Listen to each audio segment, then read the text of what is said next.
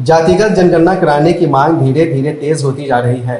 इसी कड़ी में पटना में ऑल इंडिया पसमानदा मुस्लिम महाज के राष्ट्रीय अध्यक्ष और पूर्व सांसद अली अनवर ने एक संवाददाता सम्मेलन का आयोजन किया। इस अवसर पर उन्होंने जातिगत जनगणना में मुसलमानों को भी शामिल करने की मांग की। सम्मेलन के दौरान एक पुस्तिका का लोकार्पण भी किया गया। पुस्तिका में बताया गया है कि जातिगत जनगणना के दौरान बिहार में मुसलमानों को अपनी कौन सी जाति लिखवानी है। वहीं बिहार लोक संवाद से बातचीत करते हुए अली अनवर ने कहा कि प्राइवेट सेक्टर में भी पिछड़ों को आरक्षण मिलना चाहिए। अनवर साहब, एक सबसे बड़ा मसला ये है कि एक ऐसे वक्त में जबकि नौकरियां सिमट रही हैं, इस जाति आधारित जनगणना का फ़ायदा किसको मिलेगा? सही आपने कहा, नौकरियां सिमट नहीं रही हैं, ख़त्म हो रही हैं। और ये सरकार जो है वो तो पूरे देश को बेचने पर लगी है। तेल को, रेल को, हवाई जहाज को, गोदाम जो एफसीआई का गोदाम था सबको बेच दिया। तो बेचते जा रहे, नौकरियां सरकारी खत्म हो रही है।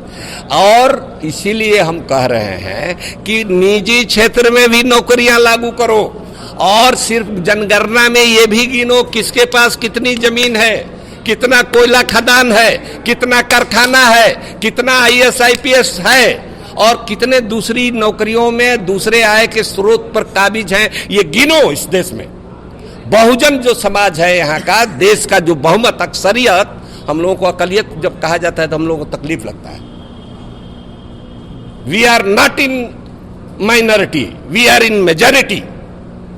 हम लोग 80% हैं। हिंदू समाज भी जो पिछड़े वर्ग के लोग हैं, दलित हैं, वो अपने समाज के 80% हैं। इतने सारे मुस्लिम लीडर हैं, लेकिन आप पहले मुस्लिम लीडर हैं जिन्होंने मुसलमानों की भी जनगणना की बात कही है। दूसरे लोग खामोश क्यों हैं और आपने ये आवाज़ क्यों बुलंद की? देखिए, हम क्या करें, हमारी आदत है। 24 साल पत्रकार रहे हैं, 12 साल एमपी रहे हैं। हम सब जानते हैं ताल तिकड़म। तो हमने पकड़ लिया और जब प्रमाण जुटा लिया तो हमने गलती पकड़ ली। तो पत्रकार का तो यही हमारे जीन में न है। इस सवाल पूछ दिया कि भाई मुसलमान कहाँ गया? आप पिछड़े अति पिछड़े खाली कह रहे हैं, हिंदू कह रहे हैं। पिछड़ा अति पिछड़ा पर नहीं इतराज है, हिंदू कह रहे हैं, हिंदू पर भी हमको नहीं इतराज है। हम कह रहे हैं कि हिंदू और मुसलमान का ये मामला नहीं है। जाति जनगणना का मामला हो या ऐसे जनगणना का मामला हो या रिजर्वेशन का मामला है, रिलीजन न्यूट्रल है, सबको है। रिजर्वेशन में सब जाति और धर्म के लोग हैं।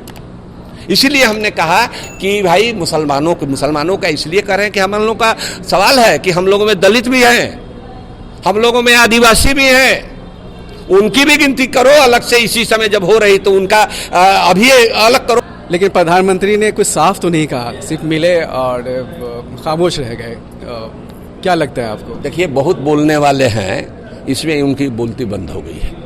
अभी तो हम इतना ही करेंगे, लेकिन हम लोग बुलवाएंगे और नहीं बोलेंगे तो हम लोग चैन से नहीं रहेंगे। उर्दू साहित्यकार खुर्शीद अकबर ने कहा कि ज़ात बिरादरी एक सामाजिक समस्या है और ये बरसों से चली आ रही है। देखिए, ज़ात बिरादरी का जो मसला है ये समाजी मसला है और ये हज़ारों बरस से हिंदुस्तान में चली आ रही व्यवस्था। तो मैं समझता हूँ कि अगर ज़ात की बुनियाद पे तफरीक होती है, नफ़रतें पैदा होती हैं, तो मैं उस जाति प्रथा को कंडेम करता हूँ। लेकिन जात की बुनियाद पर अगर किसी को सहूलत फराहम करना है, कोई हाशिए पे समाज आ गया है, कोई जाति ऐसी है जो अपनी तरक्की नहीं कर पा रही है, वो मुख्य धारा में नहीं जुड़ पा रही है ना, देश के मेन स्ट्रीम से अलग है, तो वैसी जातियों को अगर सहूलत दे करके, योजनाएं बना करके, विकास का एक मॉडल ला करके सरकार अगर उनकी गिनती करती है और उनके लिए कुछ काम करती है तो ये खुशाइंद कदम है। संवाददाता सम्मेलन में पिछड़ी जातियों से संबंध रखने वाले कई नेता मौजूद थे।